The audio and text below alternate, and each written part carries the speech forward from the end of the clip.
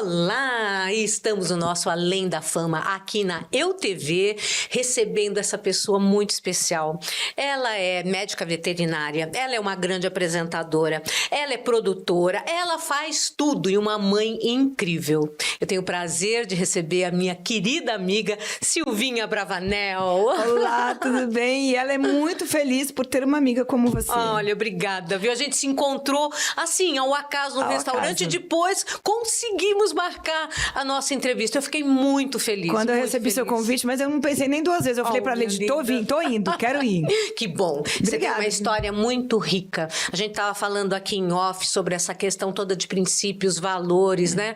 Que isso tudo realmente vem de família, vem realmente desse contato maravilhoso. Aí eu queria que você começasse contando da sua infância, que a sua infância é muito rica. Eu vi que você era muito moleca, fazia muitas coisas. Me conte a respeito disso. Eu tive infância, eu não fui uma criança que tinha celular, então, graças a Deus, eu fui uma criança que brinquei de boneco, eu fui uma criança que brincava com os meus passarinhos, eu dava com meus cachorros, com meus gatos, eu sempre fui muito rodeada de bicho, acho que desde pequena, né? Já, sempre. Era coisa de tirar leite da vaca mesmo, eu fui criada em fazenda do meu padrinho, o tio Mário, que era irmão da minha mãe Cidinha, e eu fui criada em fazenda, então todo final de semana eu tenho essa recordação de ir pra fazenda. Aí cada um de nós tinha uma caneca com o seu nome, aí tinha uns que tinha café, outro tinha só açúcar, o meu tinha Nescau com o meu nome. Então a gente acordava cedinho, tipo 4, 5 horas da manhã, ia lá ordenhar a vaca mesmo. Era muito legal. Porque era tomar o leite mesmo da própria vaca.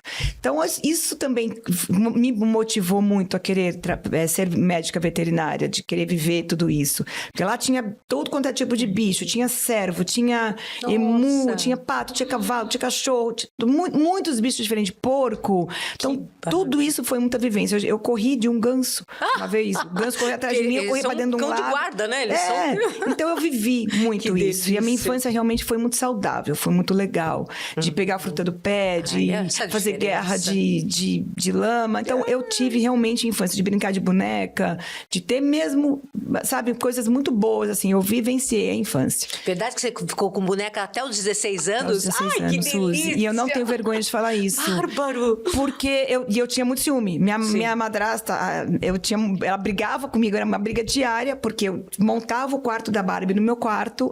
Então, assim, a casa da Barbie no meu quarto. Porque eu tinha o Ken, eu tinha a Barbie, eu tinha a Suzy. A Suzy, na verdade, era a mãe da Barbie. Porque muita gente não tinha a Barbie, né? Nossa, então, a Suzy era brasileira, a Barbie já era americana.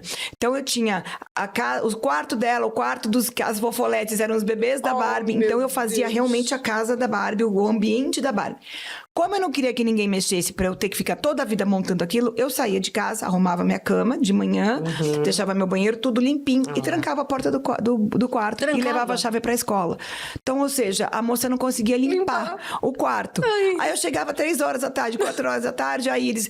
Pelo amor de Deus, não pode deixar essa bagunça tudo. Mas eu não queria que ninguém mexesse nas minhas Barbies, sabe? Que delícia. Mas eu realmente brinquei de boneca até 16 anos. Isso foi enriquecedor, né? Muito. O que te transformou? Porque esse brincar, esse ser criança, ele é muito importante. Isso eu sinto falta hoje nas crianças atualmente.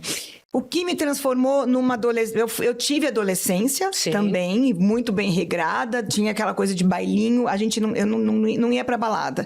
Nenhuma das minhas amigas. Então, assim, as nossas baladas eram festas nas casas. Então, todo final de semana tinha um bailinho diferente. Bailinho com dança da vassoura.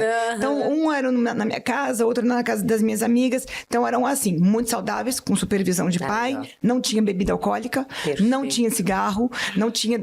Graças a Deus, não tinha droga, então eu vivi a infância, eu vivi a adolescência muito bem saudável, sabe? Eu comecei a sair pra ir em balada, que eu detestava, inclusive, com 18 para 19 anos. Porque eu tinha cabelão. Sempre tive cabelão. E balada naquela época, as pessoas fumavam dentro de balada. Então, toda a vida eu chegava, tinha que lavar o cabelo. E no outro dia... Eu tinha que estar 8 horas da manhã pronta para o meu pai passar na minha casa e me pegar para trabalhar. Então, eu não tinha tempo para isso. Essa coisa de acordar, de amanhecer e ir trabalhar. Então, eu sempre tive muito regrado meu sono, meus estudos. Eu sempre levei muito isso a sério. Você era CDF mesmo? Era você Caxias. Tem esse estilo? Era Caxias. Era Caxias. Sempre passei de ano, nunca repeti, tanto na faculdade quanto no colégio. Então, eu sempre tive isso. Estudar, hora de estudar, hora de estudar. Hora de trabalhar, hora de trabalhar. porque eu também ganhava minha mesada por hora. Me diga, então, eu isso chegava é em casa, fantástico. fazia a minha lição de casa, tinha meu tempo de tomar meu lanche e descansar 1 hora. Isso tudo durava 1 hora. Fazia a lição de casa, tomar o lanche e descansar. Certo. Aí eu começava meu trabalho das 4 até as 7. Meu pai chegava em casa às 7h30 pra Aí gente você jantar. ia lá para o escritório? Não. Tinha 12. Ah, 12, tá bom. 10, 12 anos, assim. Então, o teu trabalho, o que era? Organizar a prateleira de fitas dele, videocassete, que naquela época era videocassete, as fitas dele, que eram inúmeras fitas, de filmes e programas que ele trazia do SBT para poder assistir, para poder se corrigir, enfim, corrigir luz, corrigir um monte de coisa. Ele também era muito um aluno aplicado. A biblioteca de livros, as caixas de medicamentos. Então, era tudo obrigação minha. Então, eu trabalhava por hora. Então, eu começava a trabalhar, 4 horas e ia até às 7. Trabalhei 3 horas, ganhava eram $30 na época. Então, essa era a minha mesada. Então, toda sexta-feira eu recebia a minha mesada. Eu anotava no caderninho, o livro ponto. A hora que eu comecei a trabalhar, o que eu fiz. Então, até isso, ele me educou de responsabilidade. Eu tinha 10, 11, 12 anos. Que fantástico. Então, essa foi minha infância e minha adolescência. E estudei, sempre fui muito aplicada. Valorizei o dinheiro que meu pai e minha madrasta pagavam de colégio. Valorizei meu material, valorizei minha escola, tudo. Então, eu sempre, assim, valorizei minha faculdade. Porque, mas o seu pai era o Silvio Santos, podia pagar uma faculdade. Mas ele estava trabalhando para pagar aquilo. Então, eu fazia jus a isso, sabe? E você me disse, assim, em off, que ele lutou até o último minuto para você continuar sendo só a produtora do programa, a diretora. E que você bateu de frente, no bom sentido, dizendo que você ia ser veterinária. Conta essa história. Nada, menina. Eu comecei como assistente de estagiário e não tenho vergonha, porque eu não era formada em rádio e TV, não estava fazendo um curso de rádio e TV. E as emissoras sempre exigiram isso, que para você ser estagiário, você tinha que estar cursando um rádio e TV, porque você ia fazer estágio, né, naquilo para ou se formar ou não, né, e conseguir uma vaga na televisão. E eu estava ali de aprendiz, ele me colocou para trabalhar com ele muito nova, eu tinha 16 anos de idade, então eu tinha que aprender com quem estava cursando aquilo, eu não tinha vergonha de falar, né, eu tava aprendendo com quem já sabia, com os meus colegas, câmera, diretor, produtor, assistente, enfim, inúmeras profissões que tinham ali. Então eu grudava em todo mundo, ele nunca restringiu isso de ninguém, sabe? Ele falava para as pessoas, ensinem ela. Então eu tava me dando a oportunidade, né, de aprender. Então foi muito legal, assim, porque as pessoas me acolheram muito, eu era moleca, eu era a mascotinha de todo mundo, né, eu era mais novinha ali da equipe, então eu tava ali mesmo para servir, né, eu ajudava as pessoas com tudo e isso eu ia consumindo e aprendendo. Com certeza. Você estudava de manhã até... De segunda a sexta eu estudava de manhã até as 3, eu estudava das 7h58, porque era colégio americano, tinha esses horários esquisitos, então eu estudava das 7h58 até 3h09, que fazia o horário certinho da escola. Aí durante a semana eu não ia trabalhar na TV, eu trabalhava em casa, que fazia as minhas tarefas lá, né? E de sábado e domingo ele passava, quando eu morava com ele, a gente saía de cedo para trabalhar. Quando eu não estava mais morando com ele, ele passava 7h30, 7:45 na minha casa, me pegava, a gente ia pro Jaça, ele fazia o cabelo dele, aí a gente ia pra TV. Fantástico. Isso durante sábado e domingo. Ele falava, mas você não quer curtir com as suas amigas? Pois é isso que eu ia perguntar. Porque eu queria trabalhar. O adolescente nessa época, meu Deus, quer saber de balada, quer saber de sair, quer saber de ficar com os amigos. Eu queria produzir, eu queria me sentir alguém, eu queria me sentir útil, eu queria consumir, eu tava amando fazer tudo aquilo. E conheci gente muito legal, muito interessante, até o Vanderlei foi um dos meus chefes, assim. Você falou. Então, pra mim, tava sendo, assim, muito, muito mais legal do que a vivenciar, não que as minhas amigas não fossem legais, mas era um outro mundo que eu tava vivenciando. Um mundo que tava me enriquecendo, tinha bagagens muito legais das pessoas que trabalhavam comigo. Fala uma situação que foi, assim, marcante pra você nessa fase do teu aprendizado. Ai, milhares, muitas. Por exemplo, o primeiro dia que eu pisei na televisão com 16 anos foi um sábado. A gente estava até falando agora nos bastidores ali. Eu lembro que aquele dia a gente gravou. A gente começou com Domingo no Parque e a diretora era a Gel, que também fazia pegadinhas. Depois a gente gravou Qual é a Música com Luiz Bento. E eu terminei o dia gravando o Show de Calouros com o Vanderlei Villanova, que hoje é diretor. Num dia só ele gravava 3, 4 programas. E teu pai ali estava olhando, ele olhou depois para para te dar orientação, isso não tá bom, nada, isso não tá, ele, nada, como te jogou sempre, lá e como falou, sempre, ele me dava o paraquedas e me empurrava e falava, ó, abre a hora que você achar. E ele falava isso para todo mundo, não é para dar regalia para ela não, ela tá aqui para aprender. E eu sempre fui muito bem tratada, Sim. né? Eu sempre fui muito bem acolhida, mas não bem tratada daquela coisa de mimo, sabe? Eu sempre respeitei a hierarquia, tinha meus chefes, eu sempre respeitei todo mundo mesmo, assim, sabe? Porque eu tava ali para aprender, então eu não podia chegar lá falando, vocês têm que me respeitar porque eu sou filha do dono. Eu sempre quis ser funcionária, porque isso ia me dar caminhos e armas, entre aspas, para aprender. As pessoas não iam fazer diferença comigo, sabe? Sim. E eu me deixar estar perto delas para poder aprender. Então eu sempre quis ser a mascotinha, sempre quis ser assistente, sempre quis estar ali para poder servir, para poder ajudar e para aprender. Não, é incrível nessa tua maturidade, porque via de regra, principalmente nessa fase da adolescência, o que se quer é a parte só do prazer. Não quer saber dessa questão da responsabilidade. Eu fui criada por ele, né? Ele sempre foi muito falar. aplicado no trabalho. Ele sempre teve essa coisa. Tanto que desde que eu me conheço por gente, a gente viajava para Orlando, que era o lugar que ele mais amava viajar. Ele tinha um período de trabalho dele até o meio-dia. Então ele acordava 7h30, fazia... Sempre acordou cedo, né? Sempre. A barba dele, tomava o café dele e aí já dá expediente. Era essa palavra que eu vi. Então das 7h30 da manhã até meio-dia era o horário que ele estava dando expediente. Meio-dia nós tínhamos que estar prontas porque era que ele ia pegar a bolsa dele e a gente já ia sair para a rua para passear. Então isso sempre ficou muito marcado na minha cabeça, dele ser o empresário e depois ser o pai.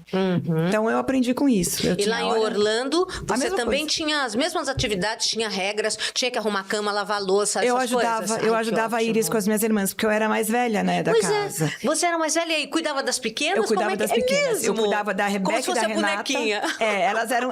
A Iris ficava com a Daniela e com a Patrícia, que eram mais velhas. E eu ficava com as duas mais novas, que era a Rebeca e a Renata. Eu deixava elas impecáveis. Eram as minhas bebês. As bonequinhas mesmo. E aí eu ajudava. Lavava a roupa de todo mundo. Cada uma de nós tinha sua função. Eu falava para elas deixarem sempre organizadas os escaninhos delas, né? Que a gente chama daquelas lugarzinhos para guardar as botas de esqui. Quando a gente ia esquiar, luvinho, gol, tirar, bota o casaco aqui. E ajudando na educação também. Porque eu sempre fui extremamente... Eu sou chata, eu tenho toque com organização.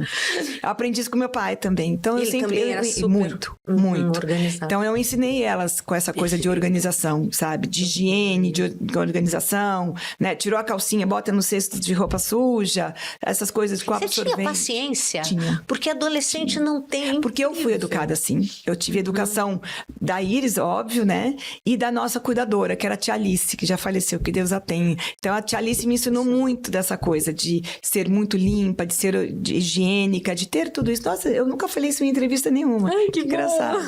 E assim, de ser uma mocinha, Sim. né? Então eu plantei muito na vida das minhas irmãs também. Tudo que eu aprendi, eu passei para elas, assim. Não, isso é fantástico, porque às vezes, hoje em dia, eu sinto assim muito essa dificuldade dos pais em darem as tarefas e obrigações para os filhos fazerem, achando que isso dá uma sobrecarga. Quando você me diz que você estudava de manhã e até às 3 da tarde, depois ainda fazia suas tarefas, isso é fantástico, porque hoje o que se vê é justamente assim, não, você vai só estudar, só quero que você estude, não quero que você faça nada, que você tire as melhores notas, enfim.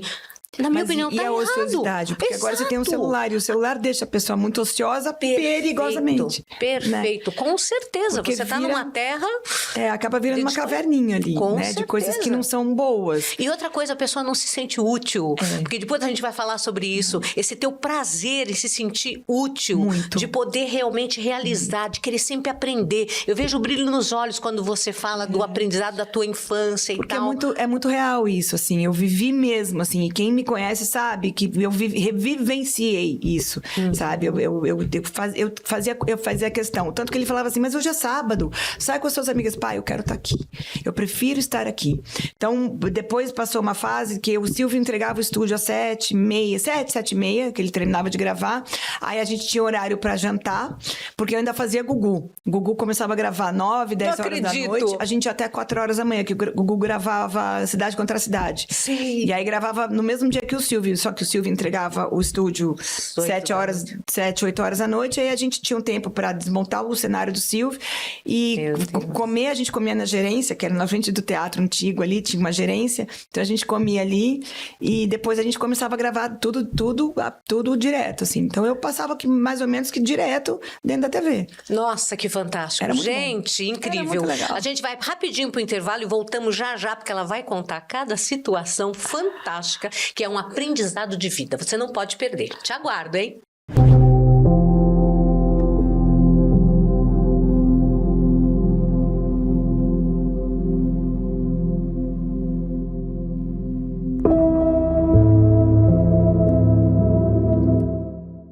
E estamos hoje com essa fantástica Silvinha Bravanel e estamos trocando aqui informações a respeito até de etiqueta. Ela fez aula com a mesma professora que eu. Achei fantástico. Nossa!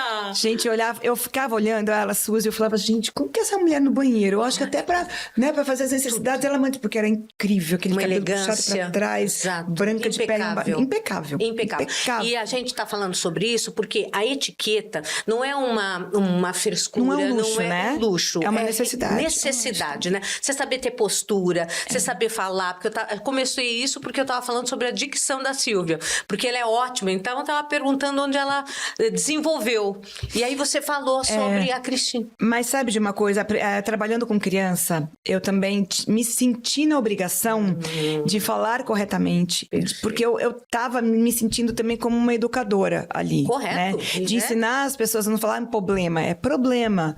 Ensinar as pessoas a falarem corretamente. Porque hoje em dia elas falam de qualquer jeito, porque você escreve, errado, né? Você digita, ou tem um corretor. Então você não tem a preocupação de falar corretamente. E a gente tem que ensinar os pequenininhos, né? Os mais jovens. Porque chega uma menina para conversar numa entrevista de emprego e vai falar tudo errado. Né? Não é questão de, deixa ela falar como ela quiser, o importante é ela ter a empregada. Não. Porque você tem que ensinar a sua filha a ser sempre melhor. Né? Você tem que ensinar ela sempre a buscar o melhor. Né? Não importa que profissão ela esteja, eu acho que ela tem que saber se portar e saber falar e ser uma moça boa, né? Uma moça apresentável. Não, perfeito. E outra coisa, sempre dá o seu melhor. Não importa, melhor. você tá lavando um copo, lave da melhor maneira possível, não é verdade? Você estava falando que você tem o toque, eu acho bárbaro nesse sentido, né? Que você conseguiu transformar de maneira positiva. Organização, capricho, que eu sinto que falta hoje nessa eu falo pra você que eu contagio todo mundo que trabalha comigo. As meninas trabalham comigo, a Zaya, a Bárbara, a Mariana, eu contagio todo mundo. Elas me ajudam com essa coisa de organização. E acabam praticando na casa delas também, aplicando na casa delas também. Minha filha também é a mais nova, porque a mais velha é especial, mas a mais nova também é toda cheia de organização, também gosta disso, sabe? A referência. Porque é o mínimo, né? Acho que é o básico, a mulher ser organizada, né? Porque você organizando o seu exterior, o seu interior também mas não tá tenha dúvida, o que você falou é muito profundo. Eu vejo isso em terapia. Se você tá com o teu exterior desorganizado, é batata. Interiormente você também está bagunçado. E uma coisa que eu até comento com as minhas amigas, com as meninas, eu falo assim, que às vezes eu preciso decidir alguma coisa. Eu vou pra organização, eu já percebi isso em mim. Porque eu organizando, seja calcinha, seja o que for, eu consigo organizar a minha ideia e consigo colocar em prática com uma decisão. Não, perfeito. É muito legal. Que bárbaro.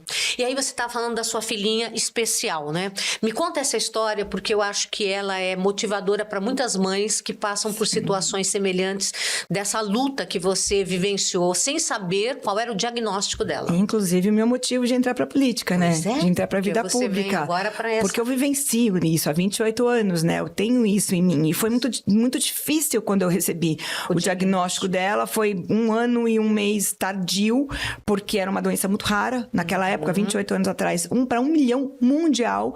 Então, não era uma doença conhecida. Não era aquela do pezinho, não dava pra ver, não tinha... Não, ela teria que ter apresentado no ventre já alguma anomalia, ou mesmo no Apgar. O Apgar dela foi muito bom, assim, sabe? Foi 8, 9, 10. Então, ela teria que ter apresentado no nascimento. E ela nasceu muito bem, obrigada. Nasceu perfeita, a feição, os membros, tudo. Eu sempre fiz meu pré-natal, que meu pai falou, faça o pré-natal, que é importante. Então, assim, os membros dela são perfeitos, tudo certinho. O que acontece é genética. Tá. Incompatibilidade sanguínea. Eu com o pai dela. Sim. Então, foi uma coisa que, assim, a gente foi descobrindo, foi um médico só, que era assim, o papa da pediatria, que Deus o tenha, já faleceu também. Amava o tio Glaucio, que a gente chamava de tio Glaucio, doutor Glaucio, que foi o que descobriu, mas assim, 1 ano e 1 mês depois. Porque todos os pediatras que ela passou não tiveram a humildade de perguntar pro colega, olha, eu tô com uma paciente que tá apresentando isso, isso e isso. Ou não tiveram a humildade de procurar num livro, né? E foram negligenciando. O que eles diziam? Ia passando, tava dentro do normal, tava isso, tava aquilo. Entendi. Não diziam o que era realmente o que estava acontecendo. E você notando que tinha uma diferença, que tinha alguma coisa. Sim, diferente né? dos outros bebês. Sim. Né? Porque a gente lê. Sim. Com 6 meses tem que fazer isso, tá? Sim. Vai, até 8 meses, ok. Mas com 1 ano, minha filha não sentava. Com 1 ano, minha filha não segurava o tronco. Com 1 ano, minha filha não andava. Com 1 ano, minha filha não comia sozinha, sabe? Então, eu via que tinha alguma coisa errada. E ela sempre regurgitando leite. Ela tinha fissuras anais muito fortes por causa do leite e tudo mais. Então, até que a Iris, um primo da Iris, o Dr. Fábio, que é dentista, o sobrinho dele teve mononucleose e ele descobriu esse Dr. Glaucio, pediatra, o Dr. Glaucio Granja de Abreu. E aí ela falou assim, ó, a Zilda me ligou, a Zilda, que eu tenho Zilda, uma querida. Eu tenho ela como se fosse minha mãe. Então a Zilda me ligou e falou, olha, porque quando eu saí do pai da neurologia infantil, não cito nomes porque já ficou pra trás. Deus abençoe, tá tudo certo. Que ele falou pra mim, olha, meu tempo com a sua filha acabou. Eu não sei mais o que fazer. Abriu um buraco embaixo dos meus pés. Estava eu e minha filha, 6 horas da tarde, no Einstein. E eu liguei pra Zilda, chorando. Eu falei, olha, os médicos abriram mão da minha filha. E agora? Eu não sei mais o que fazer. Jesus. Que ela tinha alguma coisa, ela tinha. Porque a gente tinha feito uma festa pra ela de 1 ano. E ela não, assim, palhaços e aquela coisa toda. E minha filha deitada no carrinho, minha filha não se mexia. A gente achava que era surdez. E aí a Zilda falou assim, olha, a sua madrasta vai te levar num médico que ela descobriu, indicação do Dr. Fábio, vai com ela. E aí a gente marcou, a primeira consulta demorou 6 horas, porque era puericultura. A puericultura não é a consulta pediátrica normal. Não. Ele descobre desde a concepção da criança, da geração do feto, tudo como é feito até o nascimento. E aí, eu contando, fazendo nessa anamnese, ele falou assim, ele abriu um livro desta grossura, um livro amarelo, e falou assim, sua filha tem galactosemia. Eu, meu Deus, que é isso? Até a Iris chorou, porque a gente tinha acabado de dar um danoninho pra minha filha. Ela falou, me perdoa.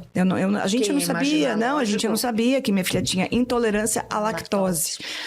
E aí a gente começou a correr contra o tempo. Graças a Deus, Deus foi muito generoso comigo, porque deu o tipo mais fraco, que é o tipo do ART1, que é o tipo mais fraco da doença, porque essa doença mata. Ela aumenta fígado, aumenta coração, dá cegueira, dá surdez e a criança vem a óbito. Minha filha tá aí, graças a Deus, com 28 anos, super evoluída, com bons fisioterapeutas que passaram pela nossa vida, né, nesse tempo todo, bons fisioterapeutas que indicaram outros médicos também, a equipe do Dr. Glaucio, muito boa, que deu um neurologista perfeito pra gente, que é a doutora Bran. É Deus. Topzewski, que assim, foi tudo de bom, foi tudo pelo tempo de Deus e o caminho de Deus.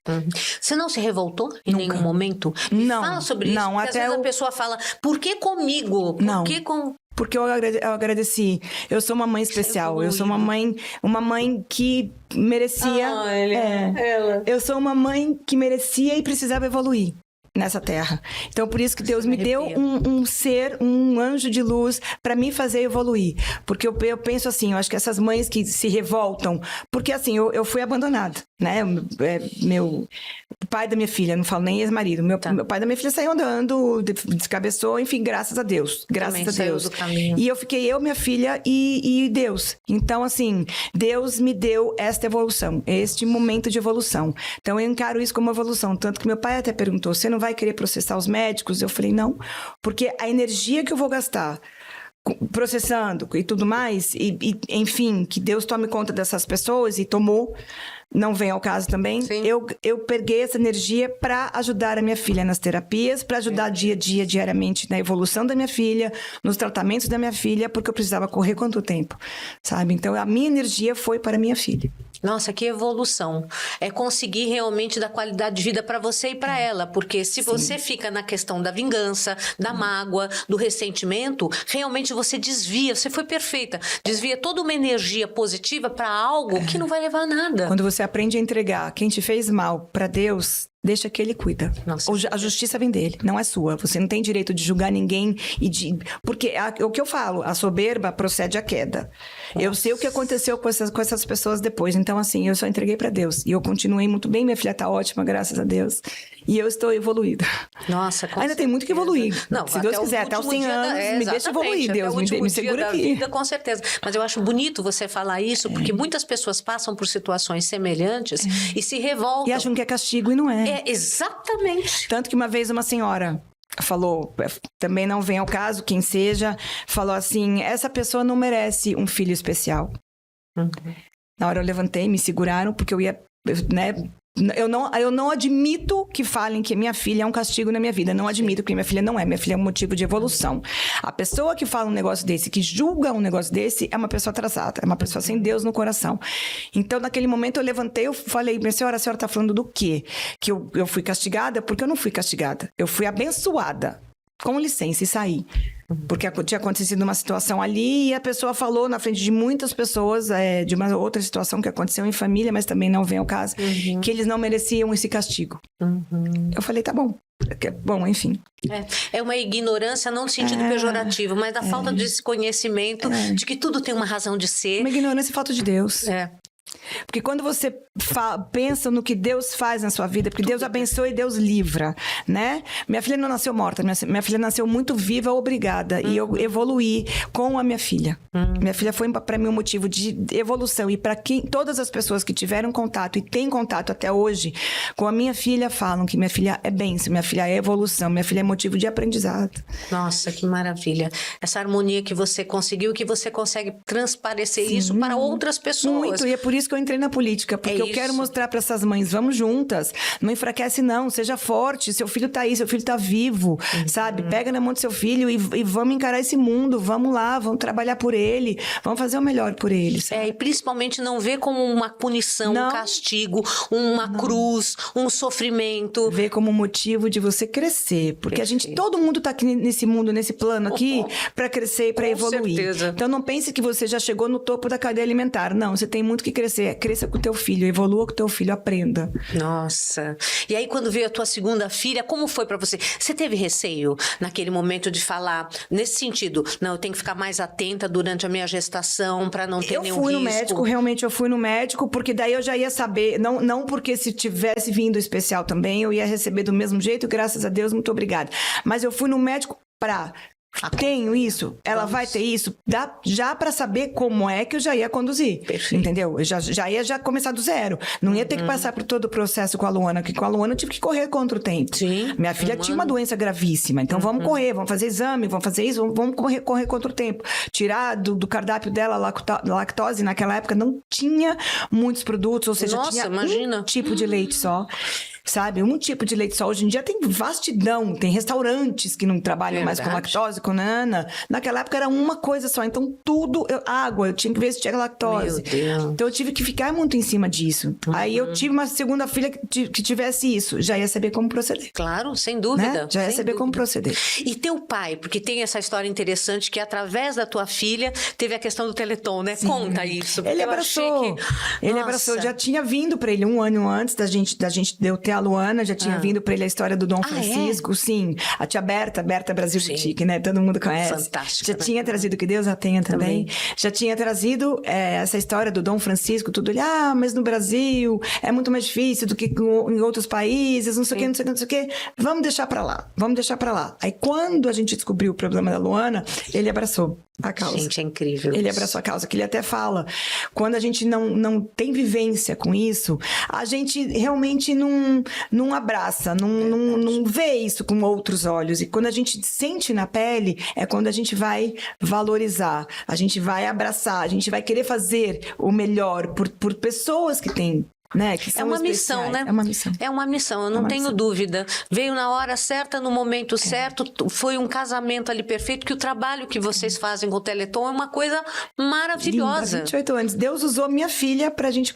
chegar nisso. Incrível. Né? Pra gente chegar nesse projeto tão incrível, tão lindo, que ajuda milhares de pessoas. Ela foi no primeiro Teleton? Ela estava no primeiro Teleton. Mesmo? Ela estava no primeiro Teleton e vai Ela até tinha hoje. quanto tempo? Ela tinha 1 ano. Um aninho? Um aninho. Então foi logo em seguida mesmo? Foi logo em seguida. Quando ela estava com 1 ano e 1 mês, a gente aceitou o Teleton. Ela estava com 1 ano e 1 mês. Foi quando a gente descobriu a doença da Luana. Entendi. É quando a gente descobriu. Meu pai sempre me ajudou, sempre me apoiou, sempre foi um grande apoiador comigo, assim, sempre me ajudou, porque eu estudava na época, então eu não trabalhava, assim, eu estudava período integral na faculdade. Então ele me ajudou com os tratamentos dela, ele me ajudava, ele mantinha, né, a gente, mantinha a mim, mantinha a minha filha, sempre ajudou com a compra de leite, era R$400, uma lata de leite. É, porque naquela época não tinha opção, era tudo de fora, né? Então ele realmente manteve minha filha, assim, me ajudou muito, até a hora que eu consegui caminhar com as próprias pernas, ele falou, agora tô deixando você com a sua filha. Nossa, que orgulho ele deve ter de você, meu Deus, viu? muito. Aonde ele estiver, muito, com certeza. Eu nunca deixei a peteca cair. Porque normalmente, ainda mais sendo jovem, né? A pessoa fica sem chão. Eu tinha 27 anos na época, né? Mas foi muito, muito incrível. Minhas amigas abraçaram minha gravidez. A gente era muito paparicada, eu e a Luana, assim, sabe? Que delícia. A gente sempre foi muito bem cuidada. Graças por todos, a Deus. assim. Os terapeutas também eram meus amigos, né? Eram os meus amigos que eu tinha, assim. Então, eu não tinha tempo. Eu tinha que lavar, passar, cozinhar, porque eu também não tinha empregada. Eu fazia os deveres de casa. Fala isso, sério. Desde a época de faculdade. A época de faculdade também eu não tinha dinheiro. Meu pai cortou, assim, tudo.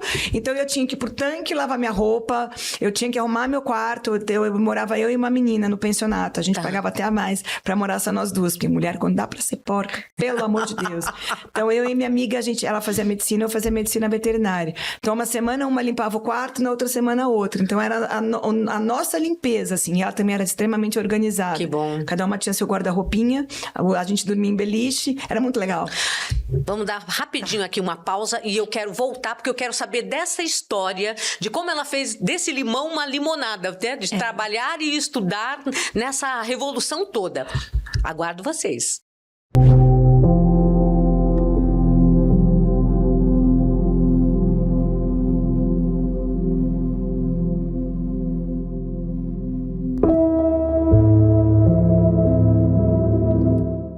E voltamos no nosso Além da Fama com essa querida Silvinha Abravanel, que está nos contando a vida dela, como foi de luta, mas valeu muito a pena. Então volta e me fala sobre essa questão da... né? Exato. Você lavava, passava, cozinhava na faculdade. Porque a dona do pensionato não deixava a gente usar a máquina dela, porque era de estimação, tinha ganho de casamento, não sei o quê. Então todas as meninas a gente tinha que dividir varal e dividir tanque. E a minha roupa tinha que ser branca alva, porque eu tinha que chegar impecável branca na faculdade. Então tinha jaleco, tinha calça, tudo. E eu não tinha dinheiro pra pedir pra alguém lavar roupa pra mim, porque meu pai cortou tudo. Cortou a verba. Conta isso. Cortou a verba falou total, mesmo, você então assim. quer ser médica? Então vai trabalhar pra isso. Mas vai ser do meu jeito. Beleza. E eu dava meus pulos. Eu nunca falei não. Eu nunca cedi essa coisa de braço de ferro, sabe? Ele tá me ensinando a viver, ele tá me ensinando a crescer, ele tá me ensinando a ser alguém, tá me ensinando a ir pra guerra, né? Porque a vida também dele não foi fácil. Não. Minha avó pegava muito pesado. Assim. É mesmo? Então ele tava me ensinando como ele foi educado, né? Então eu tinha que ter roupa lavada, tudo. Eu lavava minha roupa na mão no tanque. Mesmo, no tanque. A gente dividia o tanque, dividia a caixa de sabão. Todo mundo era duro ali. Olha. Era todo mundo, como chama a Bárbara, liso prêmio. Então a gente tinha que dividir até a caixa de sabão, porque era cara uma caixa de sabão. Então a gente rateava entre as meninas do pensionato, caixa de sabão, lata de leite condensado. Era assim. E aí eu ia pro tanque, eu limpava minha casa, então a gente também comprava produto de limpeza, tudo rateado, né? Então tinha lá o balde, tinha rodo. Eu sempre amei cuidar de casa. Eu não sei cozinhar. Eu sei lavar, passar, cozinhar, sei pregar botão, sei arrumar cama, sei arrumar casa, tudo. Cozinhar não é o meu forte. Não aprendi. Mas se precisar, se você precisar, se vou vira. aprender. Exatamente, eu vou aprender. como a vida. Mas hoje a gente liga e já vem, né? Não, e eu acho incrível que a tua vida se parece muito com a do seu pai em vários aspectos. Ele também morou em pensão, não foi? Morou na muito pensão da minha tempo. avó. Da sua avó mesmo? Foi onde ela minha tinha... mãe. Porque assim, ele conheceu a minha mãe cedinho. Essa história eu não sabia. Ele conheceu a minha mãe cedinho no auditório. Acho que o Vanderlei pode contar melhor essa história. Me conta essa história. Conheceu a minha mãe cedinho, ela era moça. Foi com uma amiga, assistiu o programa Mas não dele. era telemoça? Não, ela estava no auditório, ele se encantou com ela e queria sair. Aí ela falou, não, então você tem que pedir pra minha mãe. Ai, fofinha. E aí a condição que a minha vovó Gina deu era que ele morasse lá, porque já que ele queria namorar com a minha mãe, então que ele morasse na pensão. Meu pai não tinha onde morar, juntou o útil com o agradável, acabou morando lá na pensão da minha avó. Na minha avó. Se eu não me engano, na Rua da Passagem, né, Vanderlei? Na Rua da Passagem. Meu Deus, Era que na Rua história da Passagem. fantástica. E aí você também morou em pensão, também Morei em lutou, pensão. passou. Sim. Tudo isso te deu esse Morei em crescimento. pensionato e via, assim, eu acordava às 5 horas da manhã, arrumava minha cama, fazia minha higiene, tudo, tomava meu café, pegava o ônibus e partiu faculdade. Minha faculdade era no campus, então demorava uma hora mais ou menos para chegar da cidade até o campus. Eu passava o dia inteiro lá, voltava só às 7 horas da noite para pensão. Onde você estudou? Presidente Prudente, por 2 anos e meio. Depois eu pedi transferência e terminei aqui na Unip. Eu estudei na UNOeste lá e na Unip aqui em São Paulo. Nossa, viu? Excelentes faculdades. Que vitória, com certeza, vitória. viu? Nossa. E aí, voltando à história que eu estava falando, que você se parece muito com seu pai nessas histórias, ele também, em 1989, foi para a política. Sim. Não é? Eu torcia, nossa, todos nós, eu acho que o Brasil inteiro, para que ele continuasse, mas infelizmente tivemos ali mil coisas. E a gente sempre falava, né, o Silvio, por que ele seria perfeito como nosso presidente? Porque ele não precisava do dinheiro, ele realmente fazia por amor. E não tinha vaidade, né? Exatamente, não tinha vaidade nenhuma, porque ele nunca quis aparecer nem nada. Então ele seria um administrador. Ele já era o Silvio Santos. Exato, ele já tinha. Santos, né? Nossa, era amado por todo mundo, não precisava daquilo. E, no entanto, aí estou falando como você se parece, no desafio da luta de falar, eu vou fazer alguma coisa pelo nosso povo, vou fazer alguma coisa pelas pessoas que estão ali. Porque era uma característica dele, sempre tá ajudando todo mundo, né? Ele Nos amava fazer programas. as portas da esperança no backstage, né? Ai, ele gostava muito disso, sempre gostou muito de incrível. ajudar. E depois da passagem dele, a gente descobriu um mundo de pessoas que ele ajudava. Jura? Sem a gente saber. Mesmo. Um mundo de pessoas que ele ajudava, assim, mas muitas, inúmeras, de todas as maneiras que você possa imaginar, meu pai fez. Nossa, eu lembro que eu fui na Porta da Esperança pedir uma passagem pro meu tio, que até me emociona. Ele teve um assalto e ele ficou paraplégico. E ele queria voltar para a terra dele na Ilha da Madeira. E ele tinha esse sonho e a gente ganhava pouco e tal. E eu fui até a Porta da Esperança e pedi pro seu pai. E ele ganhou na terceira vez. E isso, ele falou assim, Suzy, quando ele partiu, ele falou, a coisa mais maravilhosa que ocorreu na minha vida foi eu ter voltado à minha terra, porque ele nunca mais tinha voltado e não voltou mais. E ver a família e graças ao Silvio Santos. Quer dizer, quantas pessoas esse homem ajudou, assim, de coração. De coração. De coração, Não ele tinha não sabia, necessidade, ele não sabia as histórias. Ah lá, ah, meu Deus do céu. Olha aí, vote 26. Ele não sabia, ele sabia que a pessoa queria voltar para a cidade dela, mas ele não sabia o que tinha por trás de E tudo ele isso, perguntava né? ali, ele tinha essa habilidade de puxar da pessoa e aquilo era Curioso, uma história. Em Ele é muito tudo, né? curioso, Incrível. tudo. Então, quando ele concorreu, eu acho que o Brasil inteiro queria que ele realmente fosse, porque a gente sentia verdade, a gente sentia empenho, a gente sentia vai fazer alguma coisa diferente, honestamente. honestamente. E agora você indo pra política. Agora eu não tenho realmente vaidade, zero vaidade, entendeu? Porque Não tem isso interesse. começou como um susto, exatamente assim. A gente tava num restaurante, eu, o meu marido, e um amigo nosso, e aí chegou um amigo desse amigo nosso, chegou e falou assim: oi, minha deputada federal. Eu olhei pra cara dele e falei assim: eu acho que o senhor tá me confundindo com alguém. Aí ele falou: não, você vai ser deputada federal pelo meu partido. Eu achei... senhorzinho, né, tadinho, o médico mandou não contrariar, mas ok, tocamos o jantar pra frente, não sei o quê. Saindo, ele falou assim, ó, eu te espero, eu quero ter uma reunião com você. O meu marido, que ama política, e esse outro amigo nosso, abraçaram a causa. Eu falei, gente, aí todo o jantar, eles ficavam cozinhando aquilo na minha cabeça, e aí? E aí arrumaram uma reunião, antes de eu estar no PSD, eu fui pra numa outra reunião, e aí apareceu o convite do Kassab, e eu fui, assim, foi coisa de 3 dias, o Kassab falou, tal dia vai ser sua filiação. Foi coisa de 72 horas, sem muito o que pensar. E ali eu falei, é coisa de Deus. E quem era esse senhor? Era algum deputado também? Ele era vou me lembrar o nome dele. É um deputado. Ele é deputado, ele tem um partido, mas Sim. agora de cabeça eu não vou me lembrar. Sim, eu chamo ele de João Plenário, porque ele parece... João Caldas. João Caldas. Ele tem um partido lá no Nordeste, acho. E é o João Caldas, seu João Caldas. Como é que pode, né? Nada é à toa, né? Nada é à toa. E aí você abraçou... O que mudou na sua cabeça que te convenceu a ir pra política? A causa da minha filha. A causa de ver o Brasil inteiro, pessoas no Brasil, pessoas em São Paulo, pessoas que tem... todas as pessoas com quem eu estou conversando tem alguém PCD, tem alguém especial, tem alguém excepcional. A gente não descobriu ainda o nome que eu vou poder usar, né? Que não vai ferir as pessoas, assim. Mas tem alguém PCD na família. Porque as pessoas não entendem esse termo, né? Que são pessoas com deficiência. Então eu vou ter que achar um termo que seja bem acolhedor e que não... Esclarecedor também. Porque... Mas todo mundo tem. Ou alguém... tanto que eu estava conversando com uma pessoa outro dia, a gente estava tendo uma reunião, e aí ele falou, olha, que engraçado, eu tô lembrando aqui, uma vez um amigo meu me pediu ajuda para coisa de hospital, ele já é vereador, para pedir uma ajuda para encaminhar o filho dele, porque o filho estava em cima do telhado empinando pipa. Caiu do telhado. Quase ficou tetraplégico, graças a Deus conseguiram atender o menino, passou 1 ano hospitalizado, conseguiu se salvar, mas quase ficou tetraplégico. Então ele falou assim, todo mundo um dia pode acontecer, ou todo mundo tem um amigo ou tem alguém na família. Né? Então, é uma causa que não é vista, não é enxergada, não é abraçada, não é valorizada.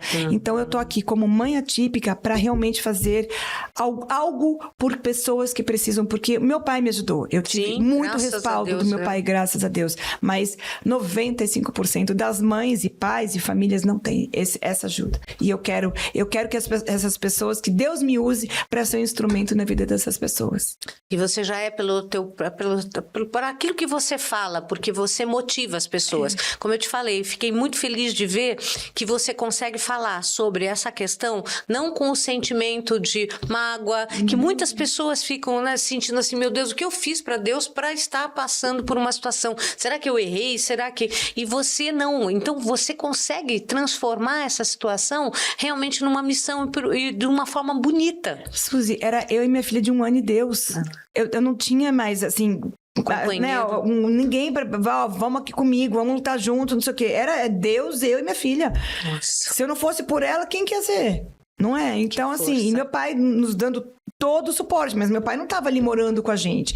Era eu diariamente, alimentação, era eu cuidando, até limpar o corpo da minha filha, de toda aquela lactose que ela tinha ingerido por 1 ano. Eu tinha que passar a noite inteira, ela sem fralda, com a fralda embaixo, ela acordando, chorando quando ela urinava, porque a urina acidificava. Né, e eu, assim, não dormia à noite, secando minha filha. Então, assim, foi muito, muito, muito pesado, mas ao mesmo tempo muito válido. Sabe? Porque minha filha tá aí com 28 anos, eu salvei minha filha. Nossa. Minha filha tá aí, um exemplo, forte, linda, maravilhosa. Todo mundo que tem contato com minha filha, até a cuidadora dela, foi fazer curso de especialização para poder lidar com minha filha. Também entendeu que foi um presente de Deus na vida dela. Foi um chamado de Deus. Então, não tem como não agradecer a Deus, sabe? Nossa, essa mensagem que você passa, você é espiritualizada, muito, né? Você me conta, isso veio na tua vida já lá de trás ou após todas essas situações que você... Eu sou filha de Deus, eu nasci de Deus. Você já tinha essa visão Deus toda? Deus é meu pai, sempre, desde neném, desde que eu me conheço. Tua mãe falava, tua madrasta? Minha mãe era espírita, mãe era espírita, minha avó era espírita. É mesmo? A mãe Cidinha era espírita, eram amicíssimas do Chico Xavier. Eram amicíssimas, o Chico Xavier era amigo da minha avó, todo mês ia lá para Uberaba, levava com caminhões e caminhões não, combis e combis de doação para o Chico Xavier, eram amigos de frequentar casa mesmo, assim. Dele frequentar minha casa, a casa que eu moro. Tanto que ele, uma vez, minha avó, a mãe da mãe Cidinha, a mãe Cidinha tinha uma irmã que faleceu com 4 anos de idade. Com a cabeça prensada numa porteira. E uma vez, eu brincando, e minha avó sempre falava que eu chamava ela de mãe. E a mãe de mãe Cidinha.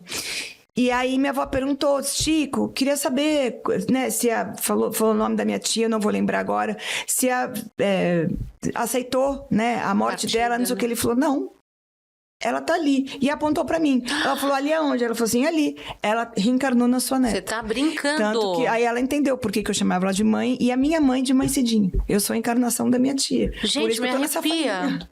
Me Porque eu sou adotiva, você sabe, né? Sim. Então, Nossa, eu mas... vim ali, eu cheguei ali. E isso minha avó que contou, então eu levei isso muito sério. E o espiritismo Mesa Branca é muito, muito próximo, né, aos preceitos de Deus, a Sim. Bíblia e tudo mais. Sim, Então, sim. assim, Deus é minha religião. Eu tenho, assim, eu converso com Deus como eu tô conversando com você aqui. Quantos anos você tinha quando você soube dessa história da sua tia? Da minha tia, eu tinha 13 anos, eu tava viajando com a minha avó, eu tinha levado minha avó, eu quis pedir pro meu pai se eu podia levar minha avó pra Disney. Se eu podia levar minha avó pra Disney. Aí eu levei, ele falou, não, eu vou pagar pra você e pra sua avó. Fui eu, minha avó e a Simone moleca. E aí a gente viajou, nós três, Que história. naquela época era uma excursão, Estela Barros, acho, se eu não me engano, e eu levei minha avó pra viajar pra Disney. Nossa, e que aí ela me incrível. contou essa Que história. incrível. É porque eu vejo que a tua visão é diferenciada, porque você consegue mesmo transformar aquilo que seria difícil, uma cruz, em alguma coisa evoluída. Por isso que eu perguntei. Não é brincar de poliana, é ter gratidão pela vida, sabe? Porque eu acho que se você só reclama, Deus não se agrada disso. Deus tá te abençoando, todo dia você abre o olho, vamos viver, vamos agradecer. Tem dias ruins? Tem. Não vou falar que eu vivo num castelo, porque eu não sou princesa. Mas aquela coisa, os dias ruins servem pra gente evoluir, servem pra gente aprender. É o que eu comecei nossa conversa falando disso. Eu tive também separações, eu também tenho meus momentos que eu também choro, porque eu tenho os 2 buraquinhos aqui nos meus olhos, mas, pô, vamos aprender, sabe? Entrega pra Deus e Deus vai te ensinar, vai te fortalecer. E o que não for, Ele vai te livrar. Então, não reclama, não. Nossa, você tá me viva. emociona. Sabe, você tá viva, as pessoas estão vivas, vamos enfrentar, sabe? Com certeza. Vamos evoluir. Bom, e agora, na tua campanha, o que você vai falar para todo esse público que está aí, que é para te ouvir, que é para te entender dentro dessa nova dinâmica? Pega na minha mão e vamos, confia em mim, eu tô aqui, eu sou mãe atípica, eu não tô fazendo isso porque eu achei bonitinho. Eu não tenho causa nenhuma, eu vou resolver enfrentar uma causa que não, essa causa é minha, essa causa, eu nasci com essa causa, eu tenho essa causa, sabe? Deus já tinha designado a minha vida, né? Deus escreve a nossa vida antes da gente vir pra esse plano. Deus me deu essa filha pra eu enfrentar, pra eu evoluir. Então, eu tô aqui também pra usar da minha filha pra ajudar essas mães, esses pais, essas famílias que muitas se desfazem quando descobrem que vão ter que enfrentar um problemão desse, verdade, que não é problema, é evolução. Filhos especiais não são problema, eles são evolução, eles vêm para a vida das pessoas, das famílias, de pai, de mãe, de quem quer que abrace esse filho, esse irmão, que a gente não sabe, né? A gente pode sofrer acidente e vir a ser uma pessoa, né? Um PCD. Então, Deus designa pessoas assim na vida das pessoas para evolução. Então, é isso que eu quero, que as pessoas me abracem, me usem, porque Deus vai me usar por essa causa. Então, me usem, me abracem, façam de mim o instrumento que Deus vai fazer, me usem para poder ajudar vocês. Porque as pessoas precisam, as pessoas estão necessitadas disso. A gente fez uma pesquisa esses dias, só no estado de São Paulo tem 18 milhões de autistas. E isso fora surdos e mudos e pessoas com deficiências motoras e tudo mais. Então, por que não ajudar? E essas pessoas não têm condições. E pessoas assim precisam de tratamento, precisam de medicação, precisam de N coisas. Eu vou também trabalhar agora com canabidiol, que é uma medicação que foi dada para minha filha, foi assim, pela fada madrinha doutora Abram, sabe? Então, assim, me usem. Com certeza. Confie em mim.